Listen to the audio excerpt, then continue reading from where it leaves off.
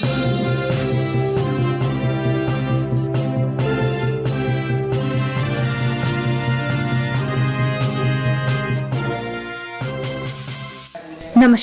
आपका हमारे news channel UK 24 news में स्वागत है। ऐसे कैसे संवरेंगे गांव जब ग्राम विकास अधिकारी ही नहीं तैनात। नैनीताल जिले में ग्राम विकास अधिकारियों की भारी कमी है, जिससे जनपद के कई गाँव में सरकार की योजनाओं का क्रियान्वयन नहीं हो पा रहा, जबकि ग्राम विकास अधिकारी की कमी से लोगों को भी परेशानी का सामना करना पड़ रहा है। बताया जा रहा है कि एक ग्राम विकास अधिकारी पर कई गाँव का जिम्मा थोपा गया है, जिस कारण वो लंबी छुट्टी लेकर गायब हो जाते हैं। उत्तराखंड में पहाड़ी क्षेत्रों में हो रही बर्फबारी, बारिश की संभावना। उत्तराखंड में पहाड़ से लेकर मैदान तक सर्दी का प्रकोप देखने को मिला है। पहाड़ के विभिन्न इलाकों में बारिश और बर्फबारी हो रही है। उत्तराखंड मौसम विभाग की माने तो आज भी प्रदेश के कुछ स्थानों पर हल्की बारिश और ऊंचाई वाले क्षेत्रों में भारी बर्फबारी का अनुमान है। मौसम विभाग के मुताबिक पश्चिमी विक्षोभ सक्रिय होने के कारण कुछ स्थानों पर बारिश की संभावना बनी हुई है।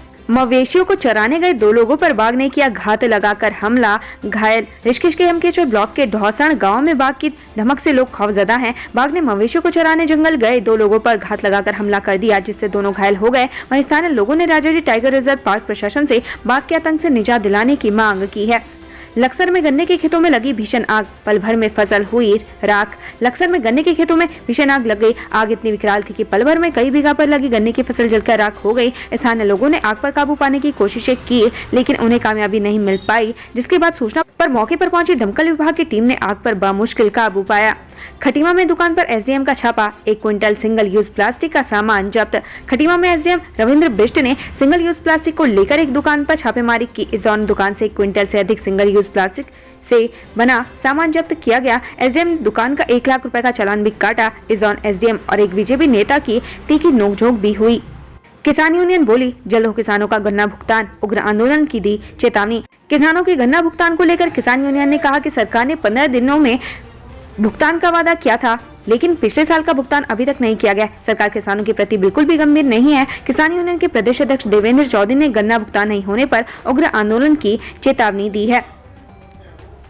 माउंट व्यू और मलारी इन होटल पर बुलडोजर चलना जारी। जोशीमठ में माउंट व्यू और मलारी इन होटल को तोड़ने का काम जारी है। दोनों होटलों को तोड़ने के लिए बुलडोजर चलाया गया। वहीं 14 नए घरों में दरारें देखी गई हैं। ऐसे में दरारों वाले घरों की संख्या 863 पहुंच गई है। वहीं सरकार अप्रभावित किराएदारों को भी 50 रुपए सहायता राशि के रूप में दे रही है। सपा के काले शासनकाल को यहाँ कोई याद नहीं करना चाहता, अखिलेश यादव। हल्द्वानी पहुंचे सपा के राष्ट्रीय अध्यक्ष अखिलेश यादव ने भाजपा सरकार को जोशीमठ आपदा, बेरोजगारी और भर्ती परीक्षा पेपर लीक मामले पर घेरा, जिसके पलटवार में भाजपा ने अखिलेश यादव पर जमकर निशाना साधा। बीजेपी ने कहा कि सपा के कार्यकाल को उत्तराखंड में कोई याद तक नहीं करना चाहता है।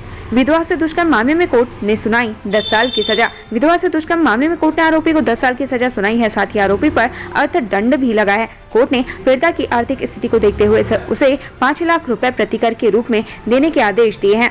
रुड़की में दिन दहाड़े अपहरण की सूचना, पुलिस में हड़कंप। रुड़की में युवक अपहरण की खबर से पुलिस के हाथ पांव फूल गए। मामले की छानबीन करने मामला झूठा निकला, जिसके बाद पुलिस ने मामले की जानकारी देने वाली युवक की पत्नी के खिलाफ कार्रवाई की। पहली बार उत्तरायणी मेले में हुआ दंगल, उत्तराखंड के पहलवान राजू थापा ने मारी बाजी। उत्तरायणी मेले में पहली बार आयोजित दंगल में उत्तराखंड के पहलवान राजू थापा ने पंजाब के बख्तावर को हराकर ट्रॉफी पर कब्जा किया। राजू को डीएम ने ट्रॉफी और 25,000 देकर सम्मानित किया। इस दंगल में कई राज्यों और नेपाल के 24 पहलवानों ने अपना दमखम दिखाया। हरिद्वार में चाइनीज मांझे से कटा युवक का गला व मुश्किल बची जान। हरिद्वार में चाइनीज मांझे की वजह से एक युवक की जान जाते जाते बची। यहाँ बाइक से जा रहे युवक का गला चाइनीज मांझे से कट गया। गनीमत रही कि उसे समय पर अस्पताल पहुंचाया गया, जहां डॉक्टरों ने मुश्किल उसकी जान बचाई। वहीं सामाजिक संगठन से जुड़े लोग पुलिस प्रशासन के खिलाफ आक्रोश में हैं। उनका कहना है कि पुलिस चाइनीज मांझा बेचने वालों पर सख्ती से कार्रवाई नहीं कर रही, जिस वजह से दुकानदार बेखौफ चाइनीज मांझा बेच रहे हैं। सिस्टम की लेट लतीफी पर सीएम धामी सख्त, अफसर बोले व्यवस्था को ऑनलाइन करने की जरूरत। उत्तराखंड में सरकार सरलीकरण, समाधान और निस्तारण पर जोर दे रही है। इसके पीछे की वजह यह है कि अगर किसी व्यक्ति को कोई काम करवाना हो तो उसे सरकारी दफ्तरों में धक्के खाने पड़ते हैं। खासकर वन महकमे में तो फाइल लटकाने की आदत सी हो गई है। इसी तंत्र को सुधारने के लिए सरकार 3 मंत्रों पर काम कर रही है, जिस पर खुद सीएम धामी का कहना है कि अफसरों को कार्यशैली में सुधार लाकर गंभीरता से काम करना होगा। विधानसभा से बर्खास्त कर्मचारियों से मिली अनुकृति गुस्साई, दिया समर्थन। उत्तराखंड विधानसभा से बर्खास्त कर्मचारियों का धरना जारी है। इन कर्मचारियों को कांग्रेस का भी समर्थन मिल रहा है। कल बर्खास्त कर्मियों से मिलने अनुकृति गुस्साई पहुंची। कांग्रेस नेता अनुकृति गुस्साई ने बर्खास्त कर्मचारियों की मांगों का समर्थन किया।